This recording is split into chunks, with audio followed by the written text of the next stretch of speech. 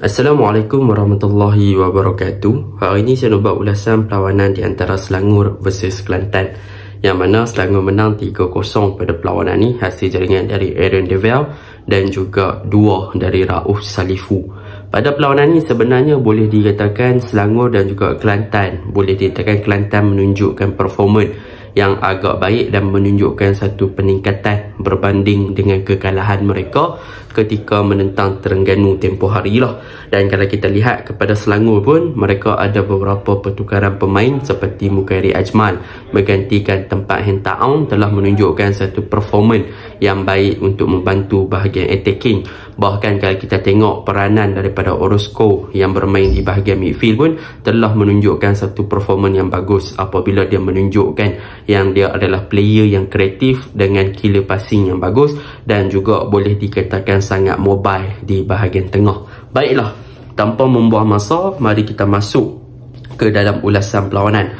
Untuk pasukan Selangor dahulu, saya akan mulakan dengan perkara yang positif untuk pasukan Selangor. Kalau kita lihat kepada pergerakan pasukan Selangor, antara taktikal yang mereka implementasikan ataupun mereka terapkan dalam perlawanan ini adalah mereka bermain dalam offensive fullback, iaitu kalau kita lihat mereka akan bermula dengan taktikal ataupun build-up daripada bahagian bawah dengan penggunaan dari Syarul Nazim ataupun Yazan Al-Arab. Dan apabila mereka bermula build-up di bahagian bawah, mereka akan lebih kepada pembinaan kepada back 2 dan mereka akan push mereka punya left back dan juga right back, iaitu Quentin dan juga Kuzaimi, untuk naik lebih tinggi untuk bertindak sebagai supporting play kepada bahagian winger untuk mereka overload di kawasan wide area, untuk mereka memastikan yang mereka boleh exploit kawasan tersebut dan membentuk combination play bersama dengan winger, sama ada Mukairi ataupun boleh dikatakan Faisal Halim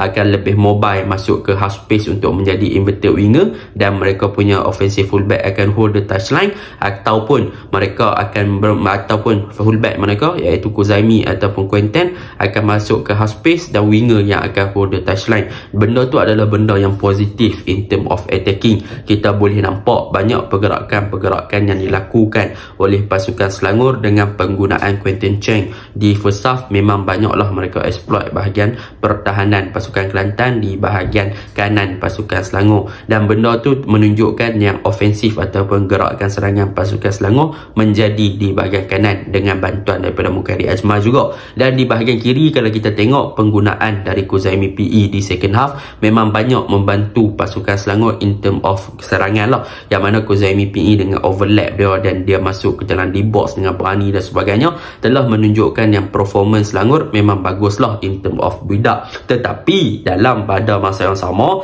walaupun Selangor bermain dengan offensive fullback, mereka masih lagi boleh dikatakan agak terdedah ataupun kawasan backline mereka terekspos kepada gerakan serangan ataupun counter attack ataupun long ball yang dilakukan oleh pasukan Kelantan FC lah, terutamanya di kawasan Quentin Cheng. Kalau kita lihat pada perlawanan semalam, beberapa kali gerakan daripada pasukan Kelantan berjaya untuk exploit masuk ke kawasan backline pasukan Selangor dengan hantaran-hantaran jauh ke belakang. Sebab apa? Sebab apabila bermain dalam back 2, pasukan Selangor akan lebih kepada high line dan juga mereka punya kawasan kiri dan kanan dah terdedah sebab kedua-duanya naik atas untuk memberi supporting play kepada bahagian serangan. So senang kena counter ataupun senang kena bermain dengan long ball tu, sebab kita boleh nampak hantaran-hantaran jauh mencari pemain di bahagian hadapan untuk pasukan Kelantan seperti Ismail Akinade dan sebagainya hampir untuk menghukum pasukan Selangor itu sendiri.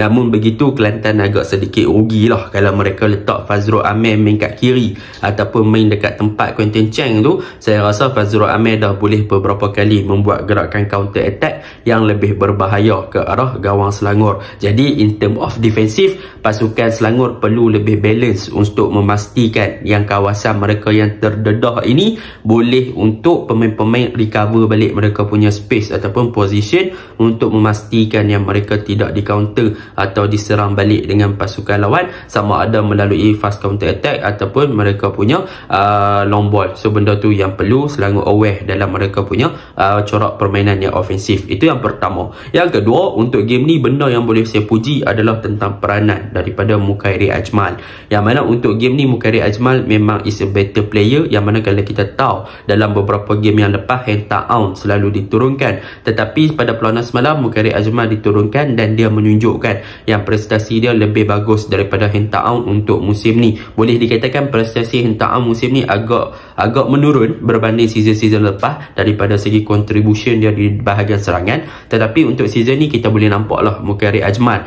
daripada segi work rate dia rajin, daripada segi dia punya combination play dia bagus, vision dia ada. Kita boleh tengok bagaimana gol pertama tercipta oleh Aaron Devell adalah berpunca daripada Mukairi Ajmal yang buka game kepada Brandon Gunn. So boleh dikatakan Mukairi Ajmal boleh link up dan juga connect dengan really well di bahagian half space dan juga bahagian midfield, bahagian wide area serta bahagian serangan. So benda tu yang positive side lah tentang pasukan Selangor secara individual play. Dan yang ketiga, kalau kita lihat di bahagian tengah, dengan Orozco bermain dengan bagus lah, boleh saya katakan dia agak mobile di bahagian tengah untuk memastikan yang gerakan serangan pasukan Selangor di bahagian tengah berjaya untuk lebih fluid dan juga lebih smooth. So kalau kita faham secara ringkasnya, gerakan pasukan Selangor kebanyakannya mereka akan cuba exploit di kawasan wide area dan mereka akan melakukan hantaran ke dalam di box bagi mencari mereka punya striker. Dan kita boleh tengoklah bagaimana Orozco berjaya menjalankan tugas tersebut dengan baik. Ada satu hantaran killer passing kepada Faisal Halim,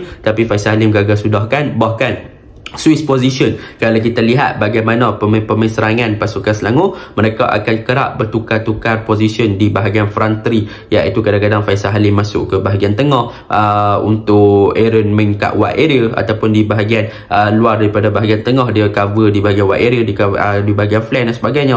Bagaimana kadang-kadang Mukairi masuk inverted ke tengah, Faisal Halim cover di bahagian kanan dan sebagainya. So benda tu memang positive side, tetapi ada sedikit kelemahan. Kalau kita lihat kepada kelemahannya, sekarang kita faham secara jelas taktikal Selangor adalah lebih kepada breakthrough pasukan lawan di kawasan wide area dan akan cari gol poacher mereka untuk mereka skor dengan hantaran-hantaran yang lebih better lah. Tetapi apabila berlakunya Swiss position di bahagian front three ni, apa yang perlu kita faham, Aaron Devell tak mampu untuk menjalankan tugas dengan sangat baik ketika beliau berada di posisi di kiri ataupun di kanan, ataupun lebih drop, lebih deeper ke bahagian bawah. Jadi boleh dikatakan Aaron Devell ni sebenarnya adalah player yang berbahaya sekiranya berada di dalam D-box, sebab dia punya reaction toward the ball tu bagus, dan kalau dia dapat hantaran-hantaran yang bagus, dia akan boleh score. So apa yang mungkin boleh Tan Chee Ho improvise ataupun perbaiki untuk the next game adalah bagaimana dia nak connect antara midfield department dengan attacking department untuk utilize orang kata apa, nak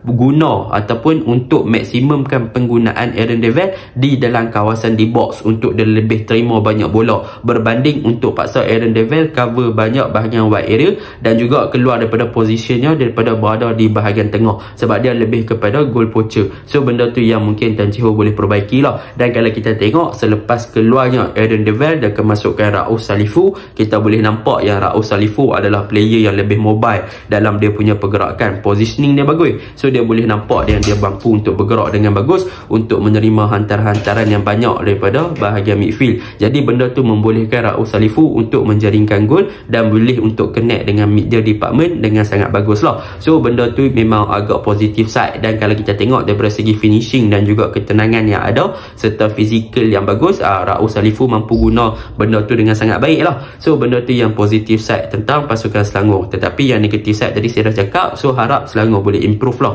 Untuk Kelantan FC, bagi saya game ni bagi saya seimbang, bukan seimbang, maksud dia gameplay mereka agak tersusun bawah frame Berhad. Mereka punya movement daripada satu department ke satu department pun agak bagus. Saya boleh nampak yang mereka eager untuk menyerang pun bagus. So benda tu positive side untuk Kelantan, dan saya harapkan untuk the next game, mungkin kalau lawan dengan pasukan yang main highline, lepas tu fullback mereka terexpose, mungkin mereka boleh guna winger mereka yang laju untuk exploit kawasan tersebut daripada main ball position untuk di bahagian tengah dan lebih kepada direct on long ball. Yang tu mungkin boleh perbaiki gameplay Kelantan lah. Jadi itu je lah ulasan saya. Assalamualaikum.